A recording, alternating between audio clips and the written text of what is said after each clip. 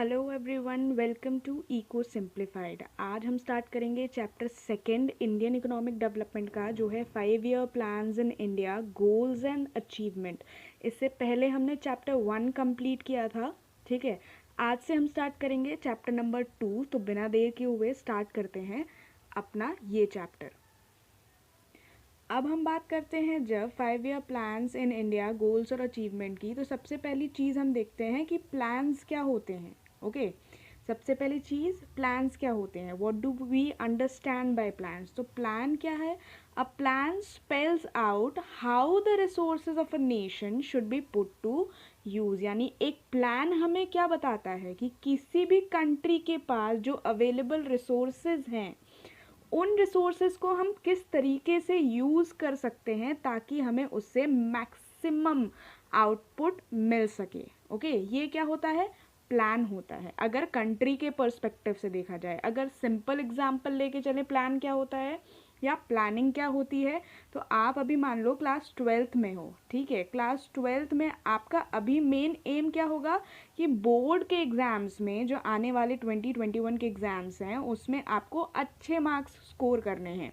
उसके लिए आपको स्पेसिफिक स्ट्रैटेजी लेके चलनी पड़ेगी कि आपके पास जो गिवन रिसोर्सेज हैं उसको आप कैसे यूटिलाइज करोगे ताकि आपका जो ऑब्जेक्टिव है वो पूरा हो सके। सेम चीज़ कंट्री के साथ होती है कि हमारे पास जो अवेलेबल रिसोर्सेज होते हैं, हम ये देखते हैं कि हमारे पास जो अवेलेबल रिसोर्सेज हैं उसको हम कैसे यूटिलाइज कर सकते हैं ताकि हमारी कंट्री को उससे मैक्सिमम बेनिफिट मिल सके, हमें उस स्पेसिफिक रिसोर्स से मैक्सिमम आउटपुट मिल सके। At the time of independence India had a backward and stagnant economy. ये स्पेसिफिक चीज़ आप पिछले चैप्टर में कई बार पढ़ चुके हो कि बैकवर्ड और स्टैगनेंट इकोनॉमी क्या होती है। तो सबसे पहले देखते हैं backward economy. It means level of output and productivity were low. Backward अगर इकोनॉमी हम यूज़ करते हैं वर्ड, तो इसका मतलब ये है कि हमारा लेवल ऑफ आउटपुट और प्रोडक्टिविटी बहुत कम थी। लेवल ऑफ आउटपुट मतलब जितना हम इनपुट लगा रहे हैं उसके रिस्पेक्ट में जितना हमें आउटपुट मिल रहा है वो बहुत कम है। और प्रोडक्टिविटी क्या है? Production per hectare of land. Last chapter में भी मैंने कई बार आपको ये बताया है क्या कि production per hectare of land is known as productivity. Okay, यानी बैकवर्ड इकोनॉमी थी, मतलब लेवल ऑफ आउटपुट और प्रोडक्टिविटी बहुत लो थे। स्टैगनेंट इकोनॉमी का क्या मतलब होता है? It means GDP growth was extremely low. यानी यहाँ हम बात कर रहे हैं हमारी जीडीपी ग्रोथ जो है वो बहुत ज़्यादा कम थी। जीडीपी ग्रोथ क्या होती है? Gross domestic product. Gross domestic product क्या होता है? ये होता है monetary value of all the goods and services produced during a specified period of time in a respective country. ठीक है, यानी एक स्पेसिफिक टाइम ड्यूरेशन में हमारी कंट्री के अंदर जितने भी गुड्स और सर्विसेज हम प्रोड्यूस कर रहे हैं उन सब की क्या होगी? Monetary value. यानी पैसे के टर्म में क्या वैल्यू होती है? वो क्या होगी? जीडीपी होगी। तो जीडीपी भी लो थी, प्रोडक्टिविटी भी लो थी, आउटपुट भी लो था। ये सारी चीज़ें क्या दिखाती हैं कि हमारी इकोनॉमी का स्टेट उस टाइम पे कैसा था। और इस पर बहुत ब्रीफ में डिस्कशन, बहुत अच्छी तरीके से डिस्कशन हमने पिछले चैप्टर में किया है। तो यहाँ हम क्या देख रहे हैं? प्लान क्या होता है? A plan spells out how the resource of a nation should be put to use so that we can accumulate maximum benefit from that. Okay, ये क्लियर हो गया। अब इस स्लाइड में हमने क्या पढ़ा? What do we understand by the term plan. Next slide पे चलते हैं। नेक्स्ट स्लाइड क्या है हमारी? Brief history. ब्रीफ हिस्ट्री में हम क्या देखेंगे कि प्लानिंग की ज़रूरत हमें क्यों पड़ी। ठीक है, अब देखिए यहाँ लिखा है such an economy. Which type of economy? जो बैकवर्ड और स्टैग्नेशन दोनों ही चीज़ें शो करती है। उस तरीके की कोई भी इकोनॉमी को हम मार्केट फोर्सेस पे नहीं छोड़ सकते। मार्केट फोर्सेस का मतलब क्या है? डायरेक्टली डिमांड और सप्लाई पे नहीं छोड़ सकते हैं। ठीक है, डिमांड और सप्लाई क्या है ये आपने 11th में बहुत अच्छी तरीके से पढ़ा हुआ है। ठीक, तो ऐसी किसी भी इकोनॉमी को हम मार्केट फोर्सेस पे नहीं छोड़ सकते हैं कि भैया अपने आप डिमांड क्रिएट होगी, अपने आप सप्लाई होगी, अपने आप सारी चीज़ें इक्विलिब्रियम में आ जाएंगी। इसको रेगुलेट करने के लिए गवर्नमेंट की ज़रूरत होती है, बिग पुश की ज़रूरत होती है। बिग पुश किस चीज़ का? इन्वेस्टमेंट का। ओके, तो यहाँ पे क्या हो रहा था? क्योंकि हमारी इकोनॉमी बैकवर्ड थी और स्टैग्नेंट थी, इस वजह से गवर्नमेंट को सामने आना पड़ा था। किस लिए? इन्वेस्टमेंट के पर्पस से, ताकि हमारी इकोनॉमी ग्रोथ के प्रोसेस में क्या हो सके, आगे बढ़ सके। ये थी पहली ब्रीफ हिस्ट्री। सेकेंड पे चलते हैं। In India plans are of 5 year duration and are called 5 year plans. India में जितनी भी प्लान्स बनते हैं वो क्या होते हैं, 5 ईयर ड्यूरेशन के होते हैं और इन्हें हम 5 ईयर प्लान्स बोलते हैं। और ये प्लान का जो फॉर्मेट है ये हमने सोवियत यूनियन से बोरो किया है, जैसे वहाँ बनता था वैसे ही हमने बनाया है। ये पाइनियर है नेशनल प्लानिंग में। पाइनियर है नेशनल प्लानिंग का मतलब क्या है कि इनकी प्लानिंग जो होती है वो बहुत अच्छी होती है और हमने कहीं ना कहीं उन्हीं से आइडिया लेके, ठीक है, इंडिया में 5 ईयर प्लान्स की स्टार्टिंग की थी। ठीक, ये सेकेंड पॉइंट समझ में आ गया। अब थर्ड पे चलते हैं। In 1950 the planning commission was set up with the prime minister as its chairperson. यानी 1950 में प्लानिंग कमीशन बना था, उसके चेयरपर्सन कौन थे, हमारे प्राइम मिनिस्टर। प्राइम मिनिस्टर उस टाइम पे कौन थे, Pandit Jawaharlal Nehru. The era of 5 year plans has begun. यानी अब हमारी कंट्री में 1950 से क्या हो गया था, 5 ईयर प्लान्स स्टार्ट हो गए थे। ठीक है, अब आगे चलते हैं। अभी हमारी पूरी हिस्ट्री ख़त्म नहीं हुई है, नेक्स्ट हम आगे ब्रीफ हिस्ट्री पे एक बार और चलते हैं। ठीक है, in 1950 when planning commission was formed it was under the guidance of PC Mahalanobis 1893 से 1972।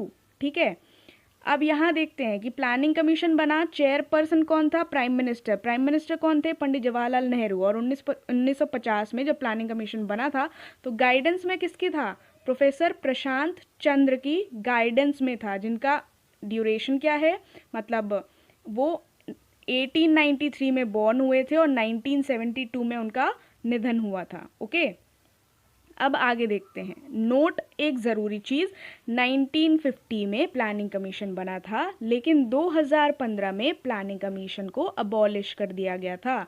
2015 में प्लानिंग कमीशन को अबॉलिश करके हमने क्या बनाया, नीति आयोग बनाया। नीति का फुल फॉर्म क्या है, national institute of transforming India. Okay, full form यहाँ पे स्टैंड करता है, सिर्फ ऐसे ही कोई मतलब नहीं है। फुल फॉर्म क्या है, national institute of transforming India. NITI Aayog कब बना, जनवरी 2015 में। प्लानिंग कमीशन को अबॉलिश कर दिया गया, रिप्लेस कर दिया गया, किससे, नीति आयोग से, यानी 1950 से।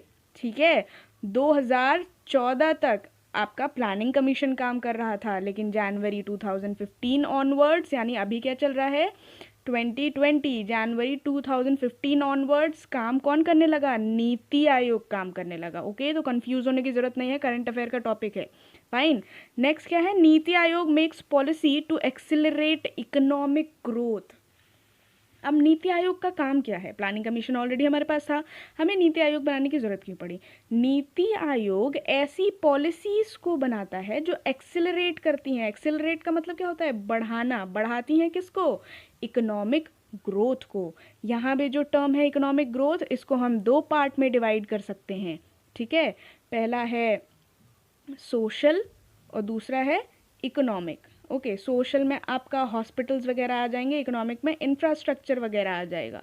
मतलब इन दोनों चीज़ों को ध्यान में रखते हुए नीति आयोग क्या करती है, ऐसी पॉलिसीज़ बनाती है जिससे कि हमारा इकोनॉमिक ग्रोथ जो है वो एक्सेलरेट हो सके, बढ़ सके। यहाँ तक ब्रीफ हिस्ट्री समझ में आ गई कि 1950 में प्लानिंग कमीशन बना, 2015 में उसको अबॉलिश करके नीति आयोग बना दिया गया। नीति आयोग का काम है क्या है भैया, तो नीति आयोग का काम क्या है, पॉलिसीज़ बनाना है, ऐसी पॉलिसीज़ जो एक्सिलरेट करती हैं इकोनॉमिक ग्रोथ को। ओके, अब आगे चलते हैं।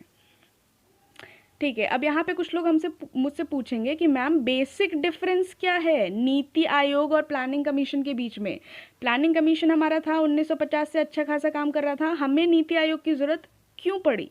ठीक है, बेसिक डिफरेंस देखते हैं। Planning commission imposed policy on state and tired allocation of funds with projects it approved. यानी प्लानिंग कमीशन क्या करता था, पॉलिसीज़ बनाता था, उनको स्टेट्स पे इम्पोज कराता था कि आपको ये पॉलिसीज़ क्या करनी है, अपनानी ही अपनानी है। और अगर एक बार टाई अप हो गया तो फंड्स का एलोकेशन भी कौन करता था, प्लानिंग कमीशन करता था उन प्रोजेक्ट्स के लिए जो अप्रूव हो रहे हैं। ठीक है, नीति आयोग की बात करें तो ये सिर्फ एक थिंक टैंक है, ये सिर्फ सोच के आपको बताएगा कि आपको कौन सी पॉलिसीज़ अपनानी चाहिए, कौन सी नहीं अपनानी चाहिए, या जो चेंजेस आ रहे हैं हमारी इकोनॉमी में उसके हिसाब से कौन सी पॉलिसीज़ हमारे लिए सही रहेंगी, कौन सी पॉलिसी सही नहीं रहेंगी। NITI Aayog is a think tank and does not have power to impose policy. Basic difference क्या है? प्लानिंग कमीशन पॉलिसी को इम्पोज कराता था, नीति आयोग पॉलिसीज़ को इम्पोज नहीं कराता है। ये बेसिक डिफरेंस है किसके बीच में? नीति आयोग और प्लानिंग कमीशन के बीच में। ओके, अब देखते हैं इकोनॉमिक प्लानिंग क्या होती है। ठीक है, it means utilisation of countries resources in different development activities in accordance with national priority. यानी इकोनॉमिक प्लानिंग का मतलब क्या है कि हम यूटिलाइज कर रहे हैं किस चीज़ को? कंट्री के रिसोर्सेज को।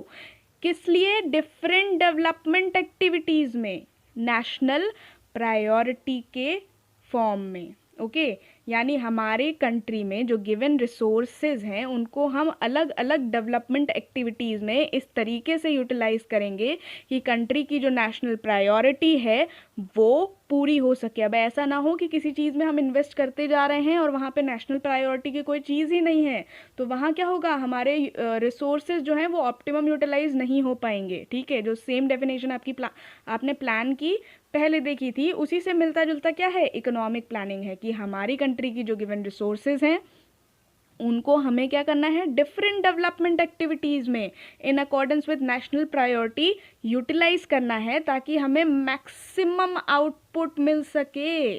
ठीक है, क्यों? क्योंकि रिसोर्सेज हमें वेस्ट नहीं करने हैं। ये हो गया बेसिक डिफरेंस किसके बीच में? Planning commission and NITI Aayog दो के बीच।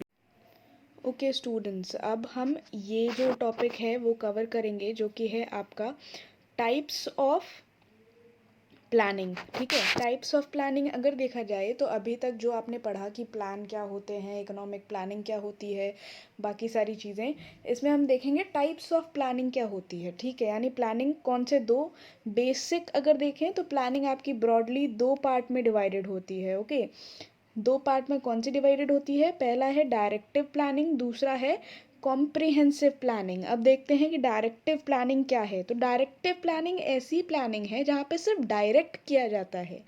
डायरेक्ट किया जाता है का क्या मतलब है? आपको बताया जाएगा कि आपको क्या करना है और क्या नहीं करना है। ठीक है, ओके अब यहाँ देखते हैं, when planning is introduce to direct the forces of demand and supply it is known as directive planning. यानी जब हम डिमांड और सप्लाई के फोर्सेस को डायरेक्ट करने के लिए प्लानिंग करते हैं तो वो क्या होगा?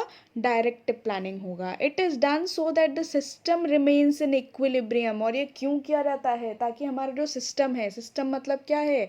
जो हमारी इकोनॉमी है वो किस में रह सके? इक्विलिब्रियम के स्टेट में रह सके, इसलिए डायरेक्टिव प्लानिंग की जाती है। ओके, यानी जब कभी भी हम प्लानिंग करते हैं डिमांड और सप्लाई के फोर्सेस को, ठीक है, डिमांड और सप्लाई के फोर्सेस को इस तरीके से डायरेक्ट करते हैं ताकि हमारा जो सिस्टम है वो इक्विलिब्रियम में रह सके, तो वो क्या होगा?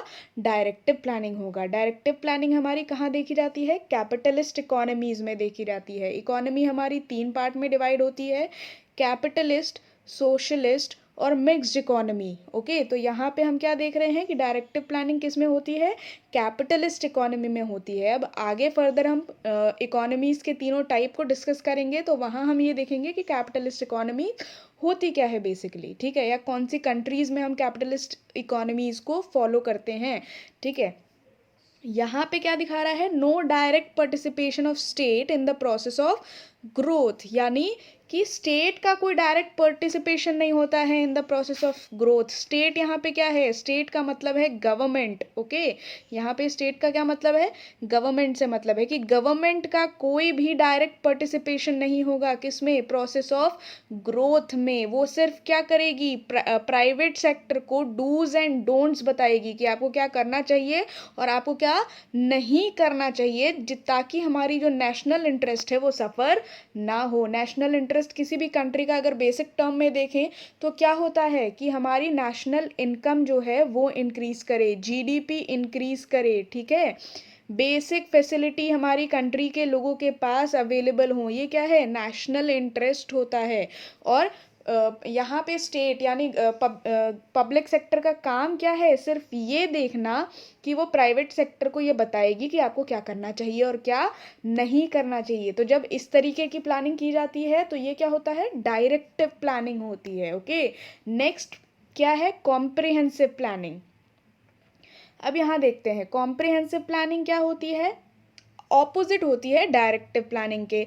वो किस में हो रही थी, वो हो रही थी आपकी कैपिटलिस्ट इकोनॉमी में, ये होती है सोशलिस्ट और मिक्स्ड इकोनॉमी में। In this type of planning government her self participates in the process of growth and development, यानी गवर्नमेंट जो है वो खुद पार्टिसिपेट करती है इन the process of growth and development. इसका सबसे बड़ा एग्जाम्पल क्या है, इंडिया। इंडिया में गवर्नमेंट जो है वो पॉलिसी मेकिंग और बाकी सारे कामों को देखती है, अलग अलग पॉलिसीज़ को इम्प्लीमेंट कराती है ताकि क्या हो सके, सोशल इंफ्रास्ट्रक्चर हमारा स्ट्रॉन्ग हो सके। सोशल इंफ्रास्ट्रक्चर में कौन कौन सी चीज़ें आती हैं, हाउसिंग आएगा, हॉस्पिटल्स आएगा, स्कूल्स आएगा, बेसिक इंफ्रास्ट्रक्चर फैसिलिटीज़ आएंगी। ये सारी चीज़ें कौन देखता है, गवर्नमेंट देखती है। यानी ऐसा कोई भी स्टेट जहाँ पे गवर्नमेंट खुद पार्टिसिपेट कर रही है इन the process of growth and development, उसे हम क्या बोलेंगे, कॉम्प्रिहेंसिव प्लानिंग बोलेंगे। ठीक है, लास्ट में आपने क्या पढ़ा था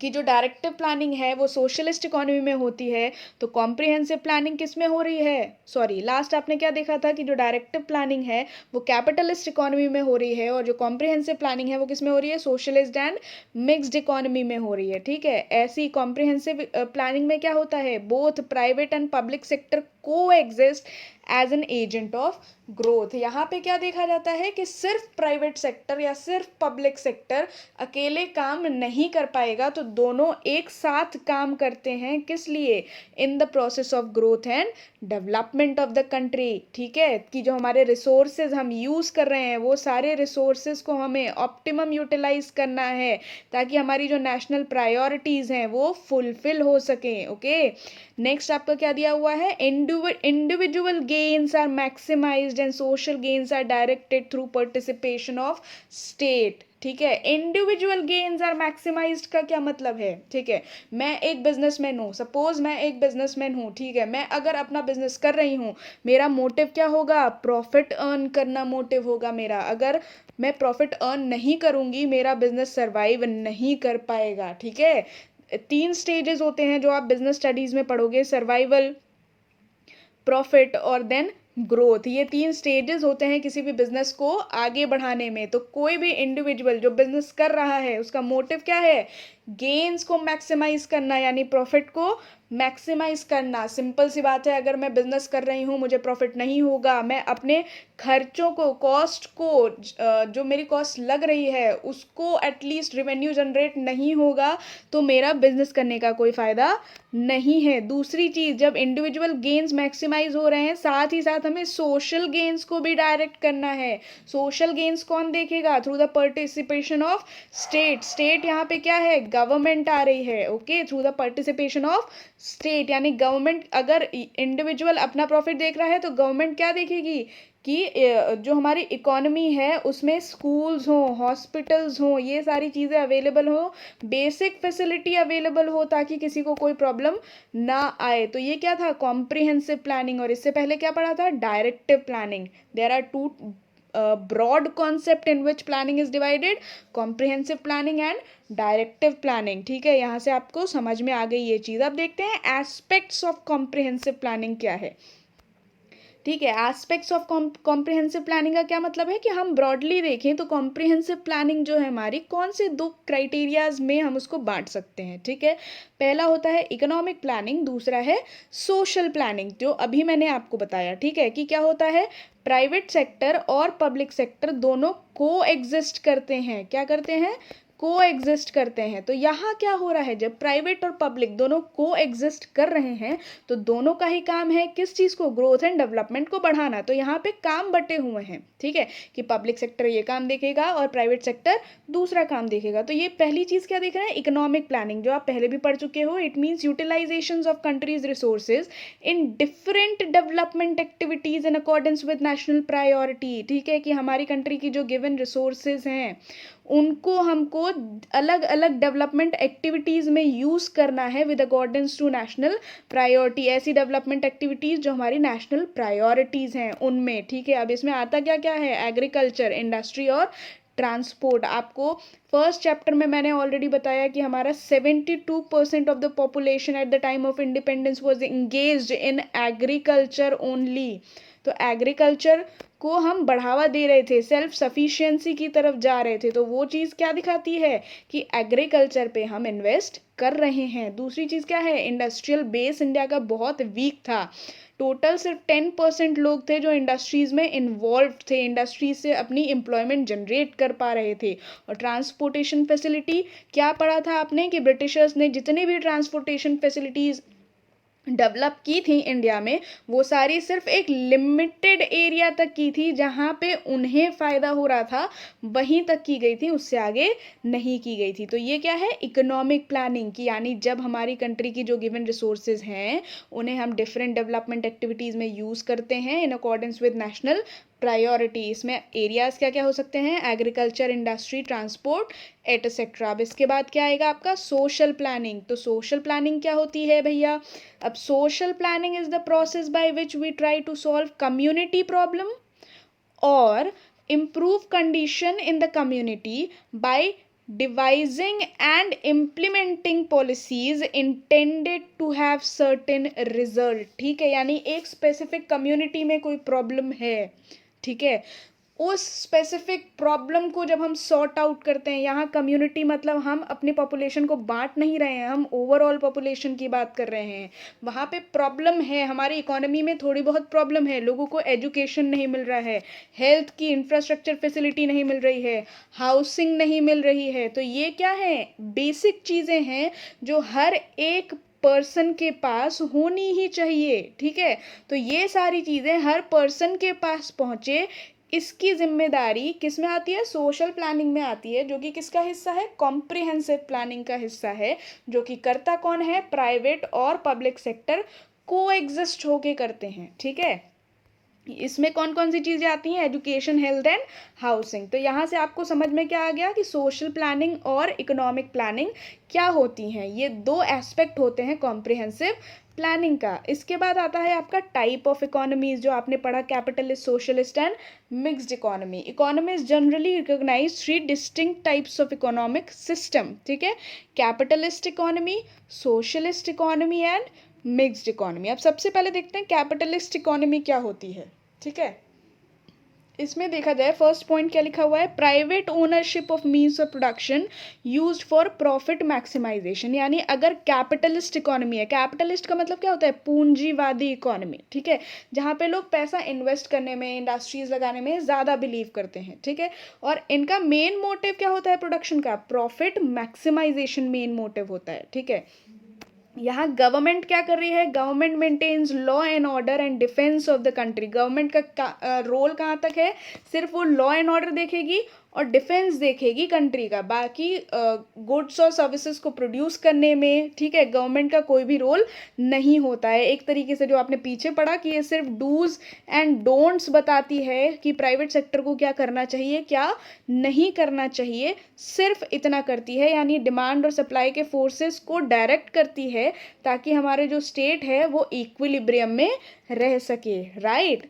नेक्स्ट है self interest, profit and GDP growth is accelerated. यहाँ पे क्योंकि पूरा का पूरा काम प्रॉफिट मैक्सिमाइजेशन पे है, प्रॉफिट बनेगा कैसे, जब हम ज़्यादा गुड्स और सर्विसेज प्रोड्यूस करेंगे, ओके। सेल्फ इंटरेस्ट बढ़ रहा है, प्रॉफिट मैक्सिमाइजेशन बढ़ रहा है, मतलब क्या हो रहा है कि लोग अपने बिजनेस से प्रॉफिट कमाने पे ज़्यादा ध्यान दे रहे हैं, और गवर्नमेंट क्या देख रही है, लॉ एंड ऑर्डर और डिफेंस देख रही है कंट्री का, ठीक है। अब सोशल जस्टिस, लास्ट पॉइंट आपका क्या है, there is growth without social justice, ठीक है, यानी ग्रोथ तो हो रहा है पर सोशल जस्टिस नहीं है। जो जिसके पास सामान ज़्यादा है, जिसके पास रॉ मटेरियल ज़्यादा है, जो इंडस्ट्रीज़ में अच्छा काम कर रहे हैं, वो तो ग्रो होते चले जाएंगे, पर जो मिडिल क्लास फैमिली है या लोअर क्लास फैमिली है, उनको फिर मौका नहीं मिलता है कि वो आगे बढ़ सके। तो यहाँ क्या हो रहा है, ग्रोथ तो हो रही है कंट्री की, पर सोशल जस्टिस नहीं है। अब सोशल जस्टिस क्या होता है?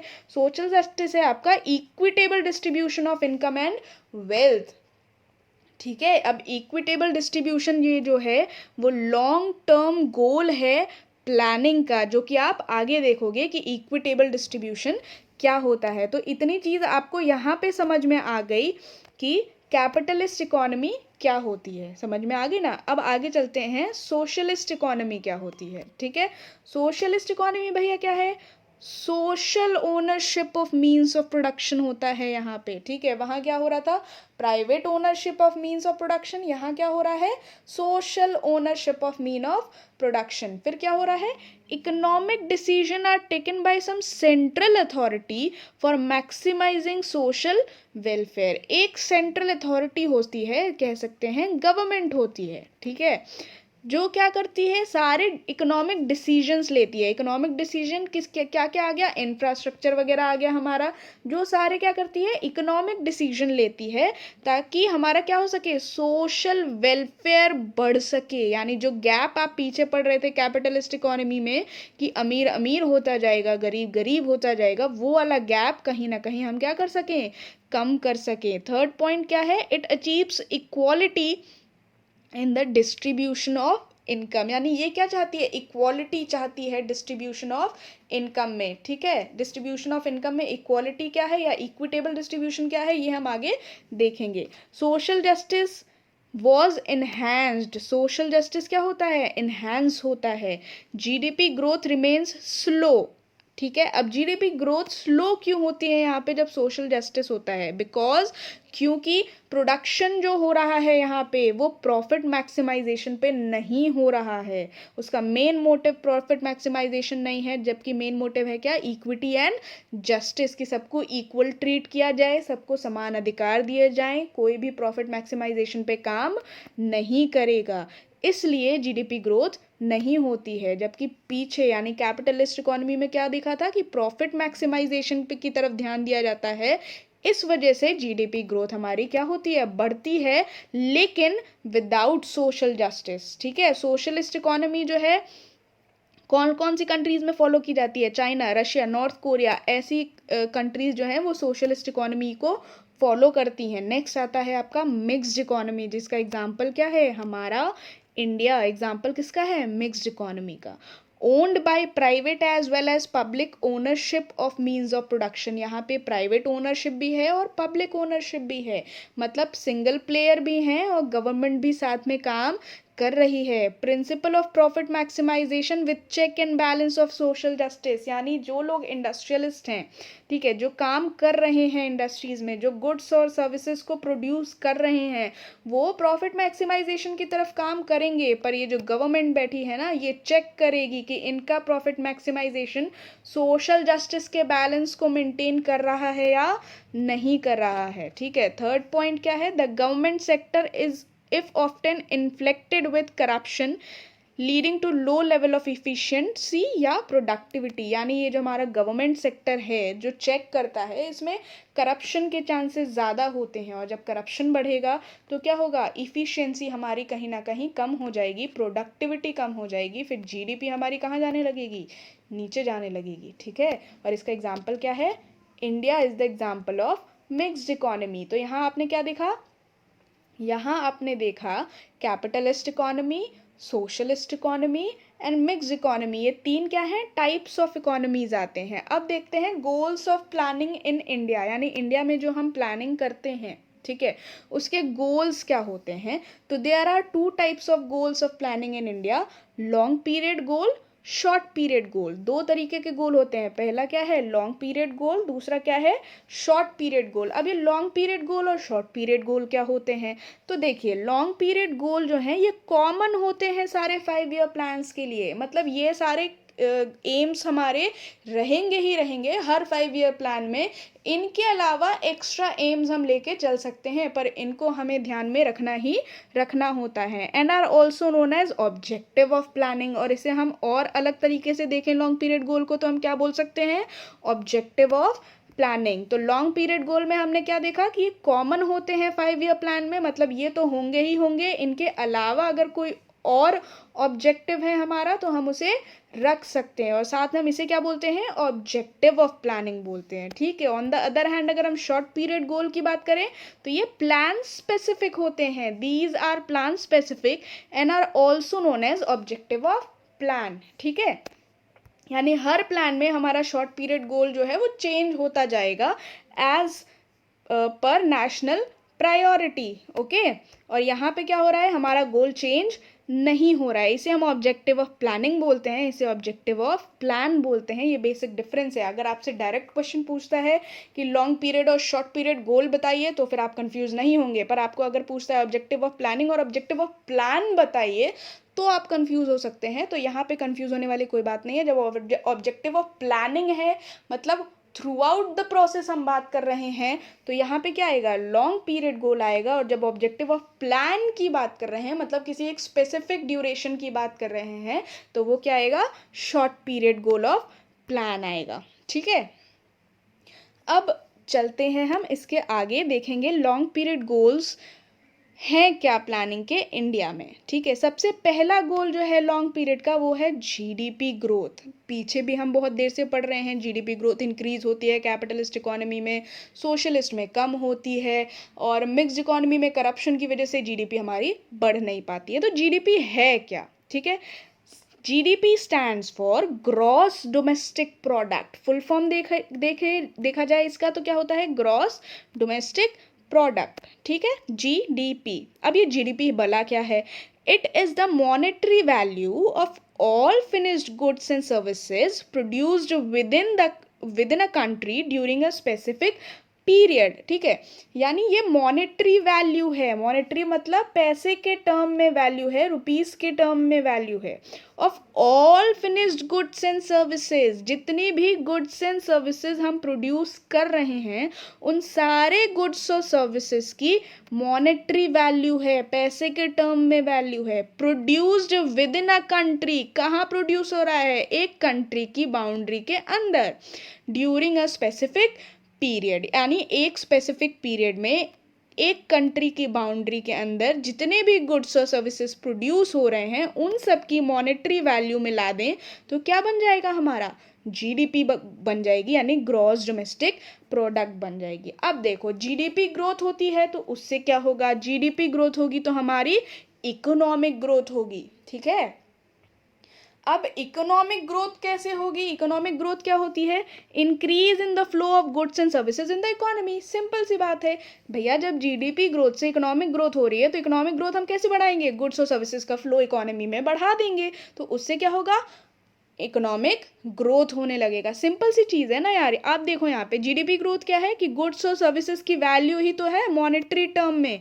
तो जब हम गुड्स और सर्विसेज का फ्लो बढ़ा रहे हैं तो इकोनॉमिक ग्रोथ भी ऑटोमेटिकली क्या हो जाएगा, बढ़ने लगेगा। तो ये क्या है, पहला गोल है किसका, long period goal of planning या ऑब्जेक्टिव ऑफ प्लानिंग में, जो हर 5 ईयर प्लान में आपको देखने को मिलेगा, वो क्या है, जीडीपी ग्रोथ। पर ये यहाँ खत्म नहीं हो रहा है, इसको आगे देखते हैं। ठीक है।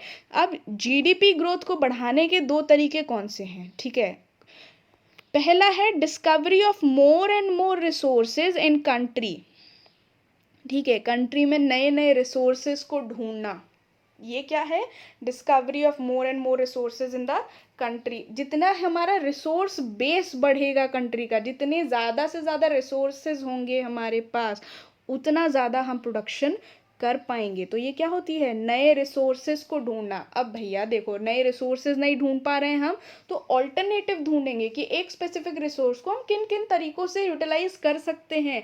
यहाँ पे क्या किसकी बात हो रही है, इनोवेशन की बात हो रही है कि कितनी नई टेक्नोलॉजीज, कितने नए इनोवेशन हम कर सकते हैं। तो देखो दूसरा पॉइंट यहाँ पे क्या दे रहा है, innovative technology that enhances production या प्रोडक्टिविटी और output per unit of input, ठीक है, यानी हम क्या कर रहे हैं कि इनपुट लगाते हैं, 1 यूनिट अगर इनपुट लगा रहे हैं तो हम कोशिश क्या करेंगे, इनोवेटिव टेक्नोलॉजी से या फिर नए प्रोडक्शन टेक्निक से क्या कर सकें, अपनी प्रोडक्टिविटी को इन्हेंस कर सकें, जिससे हम इनपुट कम लगाएं तो भी हमें आउटपुट ज़्यादा मिले। ऐसे क्या होता है, हम जीडीपी को बढ़ा सकते हैं। तो यहाँ आपने क्या देखा, जीडीपी क्या है, ग्रॉस डोमेस्टिक प्रोडक्ट होती है, यानी monetary value of all the goods and services produced in a specific time period with in the boundary of a country. Okay, उससे क्या होगा, इकोनॉमिक ग्रोथ बढ़ेगी, और इकोनॉमिक ग्रोथ बढ़ेगी तो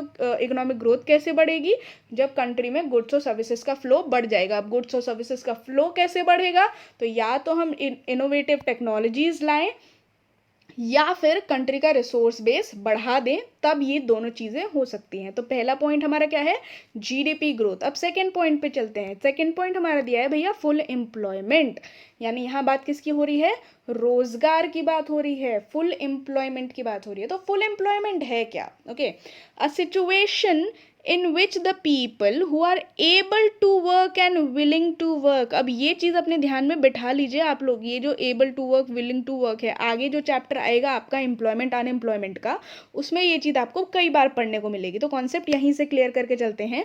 अ situation in which the people who are able to work and willing to work at a market wage rate are getting work, also known as social objective of planning.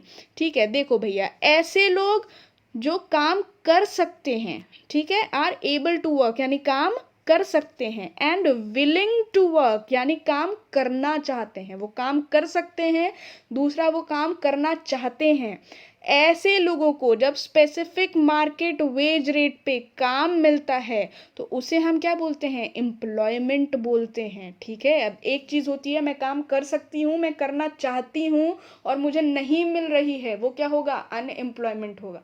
मैं काम कर सकती हूँ पर करना नहीं चाहती हूँ, तो भैया जब करना ही नहीं चाहती हूँ तो मिलेगी ही नहीं ना। और दूसरा, मैं करना चाहती हूँ पर मैं कर नहीं सकती हूँ, मतलब मेरे अंदर एबिलिटी नहीं है, मेरे अंदर वो काम करने की क्षमता नहीं है, तो दोनों में बहुत डिफरेंस है। यहाँ बात किसकी हो रही है, जो काम कर सकते हैं और करना चाहते हैं उनको एग्जिस्टिंग वेज रेट पे जब काम मिलता है उसे हम एम्प्लॉयमेंट बोलते हैं। ठीक है, और इसे हम सोशल ऑब्जेक्टिव ऑफ प्लानिंग भी बोलते हैं। सोशल ऑब्जेक्टिव क्यों, क्योंकि एम्प्लॉयमेंट सबको मिलना चाहिए। सबको मिलना चाहिए का क्या मतलब है कि जो लोग कर सकते हैं और करना चाहते हैं उनको एम्प्लॉयमेंट मिलना ज़रूर चाहिए। ओके, तो अब यहाँ पे हम क्या देख रहे हैं, उनको एम्प्लॉयमेंट मिलना चाहिए, ये क्या है, सोशल ऑब्जेक्टिव ऑफ प्लानिंग। पर भैया यहाँ पे तो हमने फुल एम्प्लॉयमेंट लिखा है। अब देखो, फुल एम्प्लॉयमेंट का मतलब ये नहीं है कि हमारी इकोनॉमी में ज़ीरो अनएम्प्लॉयमेंट है, यानी कोई भी बेरोज़गार है ही नहीं, ऐसा बिल्कुल नहीं होता है। फुल एम्प्लॉयमेंट का मतलब, फुल एम्प्लॉयमेंट का मतलब ये है कि वहाँ पे हमेशा there is always some natural rate of unemployment, हमेशा some natural rate of unemployment होगा ही होगा, कुछ लोग बेरोज़गार होंगे ही होंगे, ये मान के चलना है हमें। फुल एम्प्लॉयमेंट का मतलब ज़ीरो अनएम्प्लॉयमेंट नहीं होता है, ड्यू टू स्ट्रक्चरल चेंजेस। ठीक है, स्ट्रक्चरल चेंजेस की वजह से क्या होगा, some natural rate of unemployment will exist. अब स्ट्रक्चरल चेंज क्या है, introduction of new production system आ गया, ठीक है, नई टेक्नोलॉजी आ गए, नए रिसोर्सेज आ गए, जिन्हें हमारे कुछ ऐसे लोग होंगे जिनको यूज़ करना नहीं आता है, तो उन्हें पहले स्किल प्रोवाइड करना पड़ेगा, ठीक है, उन्हें ट्रेनिंग प्रोवाइड करनी पड़ेगी। पर कुछ होंगे जिन्हें आता होगा, तो जिन्हें आता होगा उन्हें तुरंत जॉब पे रख लिया जाएगा, पर जिन्हें नहीं आता है उन्हें बोला जाएगा भाई आप सीख के आओ, जब वो सीख के आएंगे तब उन्हें जॉब पे रखा जाएगा। तो एक स्ट्रक्चरल चेंज हुआ जिसकी वजह से कुछ लोग अनएम्प्लॉयड हुए। तो फुल एम्प्लॉयमेंट की जब हम बात करते हैं तो यहाँ पे कभी भी ज़ीरो अनएम्प्लॉयमेंट नहीं होगा, some natural rate of unemployment will exist due to structural changes. Okay, ये बात हो गई किसकी, फुल एम्प्लॉयमेंट की। इससे पहले हमने क्या बात की थी, जीडीपी ग्रोथ की। अब आता है आपका इक्विटेबल डिस्ट्रीब्यूशन ऑफ इनकम, जो कि आपने स्टार्टिंग में बहुत बार बोला था मैंने, आगे पढ़ेंगे। यहाँ आ गया आपका इक्विटेबल डिस्ट्रीब्यूशन और equity. Benefits of growth must spread across all sections of the society so that the distribution of income becomes equitable. कहने का मतलब ये है कि जो भी ग्रोथ प्रोसेस में हमें बेनिफिट हो रहा है वो स्प्रेड होना चाहिए across all the sections of the society, चाहे वो लोअर सेक्शन हो, मिडिल सेक्शन हो या अपर सेक्शन हो, तीनों में ही इसका डिस्ट्रीब्यूशन अकॉर्डिंगली होना चाहिए ताकि तीनों को इसका बेनिफिट मिल सके. यही क्या होता है, इक्विटेबल डिस्ट्रीब्यूशन होता है, लीड्स टू सोशल इक्वालिटी. और इसकी वजह से क्या होता है, सोशल इक्वालिटी बढ़ती है. सोशल इक्वालिटी को हम ऐसे समझ सकते हैं कि समानता आती है चीज़ों में. ऐसा नहीं है जो अमीर है वो बहुत अमीर हो गया, जो गरीब है वो बहुत गरीब हो गया, और मिडिल क्लास आदमी परेशान ही है कि उसे क्या करना चाहिए और क्या नहीं करना चाहिए. तो ऐसी कोई भी सिचुएशन से बाहर आने के लिए क्या हम देखते हैं, इक्विटेबल डिस्ट्रीब्यूशन और इक्विटी देखते हैं, जिसमें हम क्या देख रहे हैं कि जो भी ग्रोथ प्रोसेस का बेनिफिट हो रहा है वो सारे सेक्शंस ऑफ द सोसाइटी में डिस्ट्रीब्यूट होगा, जिसे हम क्या बोलते हैं, इक्विटेबल डिस्ट्रीब्यूशन बोलते हैं. ठीक है, अब इक्वल डिस्ट्रीब्यूशन और इक्विटेबल डिस्ट्रीब्यूशन के बीच में डिफरेंस क्या होता है. ठीक है, every individual in the society gets the same share of country's national income. ये होता है equal distribution, यानी जितने भी पर्सन हैं हमारी कंट्री में उनको नेशनल इनकम का इक्वल शेयर मिलेगा. मुझे 100 रुपये मिल रहे हैं, आपको भी 100 रुपये मिलेंगे, आपके फ्रेंड को 100 रुपये मिलेंगे, मेरे फ्रेंड को 100 रुपये मिलेंगे, सबको इक्वल डिस्ट्रीब्यूशन हो रहा है. ये क्या होता है, इक्वल डिस्ट्रीब्यूशन है. But there is a difference between equal and equitable distribution of the income. when difference in income is allowed but only with certain limits. Equitable distribution में क्या होता है कि डिफरेंस इन इनकम अलाउड होता है but किसके साथ, certain limits के साथ अलाउड होता है. ठीक है, और यहाँ पे आती है आपकी एजुकेशन की इम्पोर्टेंस. फाइन. दूसरा, पॉलिसी मेकर्स का भी इसमें बहुत बड़ा रोल होता है कि वो क्या पॉलिसी बना रहे हैं, किस हिसाब से काम होगा. ठीक है, यहाँ पे क्या हो रहा है, difference are socially unwarranted and are to be proportionate to the difference in qualification and scale of different individual in the society. यानी यहाँ पे हम क्या देख रहे हैं, हर इंडिविजुअल की अलग अलग क्वालिफिकेशन, अलग अलग स्किल्स होती हैं. ठीक है, हमारी सोसाइटी में, तो उसके अकॉर्डिंग हमें क्या करना चाहिए, इक्विटेबल डिस्ट्रीब्यूशन करना चाहिए. ठीक है, पर बहुत ज़्यादा डिफरेंस नहीं करना चाहिए. ठीक है, बहुत ज़्यादा डिफरेंस होगा तो फिर वही बात आएगी कि अपर क्लास कहीं और जा रहा है, लोअर क्लास कहीं और जा रहा है, मिडिल क्लास कहीं और जा रहा है. तो हमें ध्यान किस पे देना है, इक्विटेबल डिस्ट्रीब्यूशन में, कि थोड़ा बहुत लिमिट, सर्टेन लिमिट तक हम डिफरेंसेस रख सकते हैं इनकम डिस्ट्रीब्यूशन में.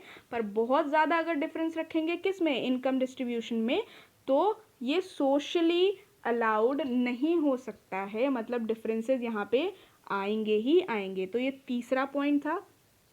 फोर्थ पॉइंट क्या है आपका, मॉडर्नाइजेशन. मॉडर्नाइजेशन क्या होता है, updation and adoption of modern technology in the process of growth. यानी अपडेट करना और अडॉप्ट करना किसको, मॉडर्न टेक्नोलॉजीज़ को इन द प्रोसेस ऑफ ग्रोथ. यानी नई नई जो टेक्नोलॉजीज़ आ रही हैं उन सबको अपडेट करना, अपनी पुरानी टेक्नोलॉजी को अपडेट करके उस नई टेक्नोलॉजी को अडॉप्ट करना, ताकि हम भी ग्रोथ प्रोसेस में आगे बढ़ सकें. ठीक है, अब देखो, अडॉप्शन ऑफ मॉडर्न टेक्नोलॉजी का मतलब ये नहीं है कि सिर्फ हम नई नई मशीन्स खरीद के ला रहे हैं, हैवी मशीनरी खरीद के ला रहे हैं, बहुत ज़्यादा पैसा हमने इस पे इन्वेस्ट कर दिया और भैया यहाँ किसी को तो चलाने ही नहीं आती है इंडिया में मशीन. तो ऐसा कुछ नहीं होना चाहिए.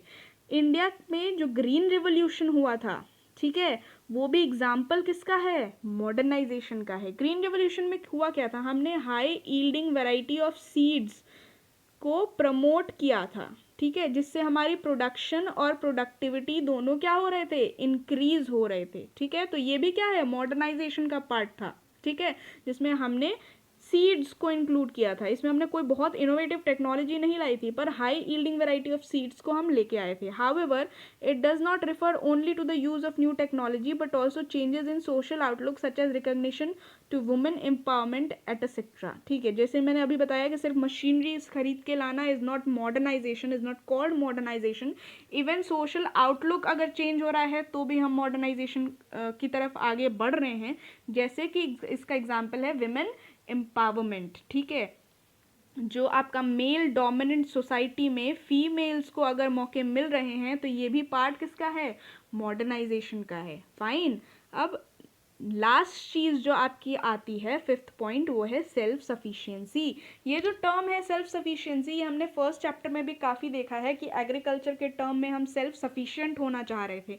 सेल्फ सफिशिएंट होने का मतलब क्या है, self sufficiency is the state of being able to provide essential goods particularly food grains without the help of other. यानी जब हम पर्टिकुलरली फूड ग्रेन्स का प्रोडक्शन अपने बलबूते करते हैं, किसी और से हमें चीज़ें लेने की ज़रूरत नहीं पड़ रही हैं, without the help of others, तो वो क्या होगा, सेल्फ सफिशिएंसी की स्टेट होगी। इसका सीधा सा एग्जांपल देखें कि सेल्फ सफिशिएंसी की तरफ हम आगे क्यों बढ़ रहे थे। तो भैया देखिए 1965 में इंडो पाकिस्तान वॉर हुआ था, यानी इंडिया और पाकिस्तान एक दूसरे से युद्ध में थे, लड़ाई कर रहे थे, ठीक है, वॉर में थे, ठीक है।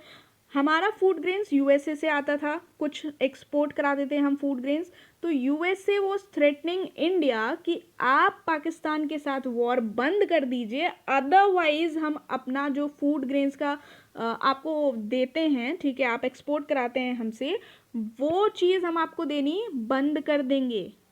नहीं तो क्या होगा, आप क्या करिए, पाकिस्तान से जो वॉर आपका चल रहा है उसको बंद कर दीजिए, ठीक है। तो ये ऐसे थ्रेट्स आने लगे थे। दूसरा, आपने फर्स्ट चैप्टर में पढ़ा था कि इंडिपेंडेंस के टाइम पे जो एग्रीकल्चर प्रोडक्टिविटी थी हमारी, वो काफ़ी कम हो गई थी, तो उसको बढ़ाने के लिए फिर ग्रीन रिवोल्यूशन वगैरह हुआ था।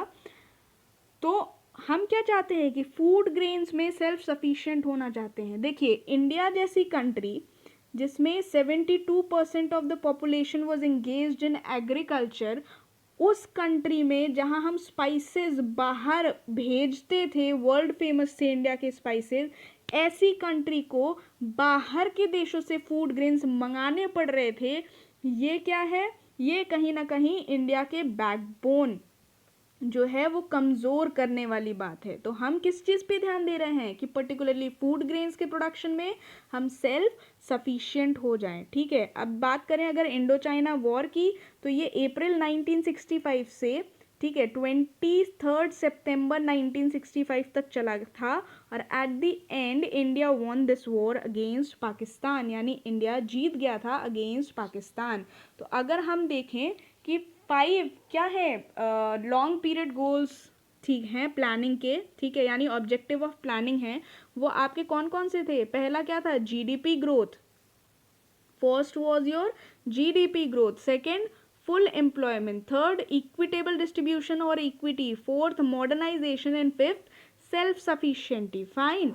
तो अब ये 5 चीज़ें हमने पढ़ी सेल्फ सफिशिएंसी तक, ये आपका आता है long period goals of planning, ठीक है। इसके बाद जो नेक्स्ट वीडियो आएगी हमारी, हम उसमें पढ़ेंगे short period goals of planning, जिसमें हम फर्स्ट 5 ईयर प्लान से 12th 5 ईयर प्लान तक पढ़ेंगे, और उसके बाद देखेंगे भैया अब इंडिया में 5 ईयर प्लान तो बनते ही नहीं है। अब क्या होता है इंडिया में, अब इंडिया में नीति आयोग काम करती है। तो ये जो नीति आयोग है, NITI, ये जो नीति आयोग है, ये काम कैसे करती है, इसके प्लान्स 5 ईयर के क्यों नहीं होते हैं, ये क्यों लॉन्ग पीरियड हमेशा गोल्स बनाती है, ठीक है। ये सारी चीज़ें हम नेक्स्ट वीडियोज़ में देखेंगे। आगे की वीडियोस को देखते रहने के लिए इस चैनल को यानी इको सिंप्लीफाइड को प्लीज़ लाइक करें, सब्सक्राइब करें और बेल आइकन को हिट करें, ताकि आपको आगे आने वाली वीडियोस की नोटिफिकेशन मिलती रहे। ज़्यादा से ज़्यादा लोगों के साथ इसे शेयर करें, ताकि लॉकडाउन में भी बच्चों को जो 12th है, जो उनका टारगेट है 2021 का, उन्हें दिक्कत ना हो। Much love, stay tuned for upcoming videos, stay home, stay safe. Thank you so much for supporting me. Thank you so much.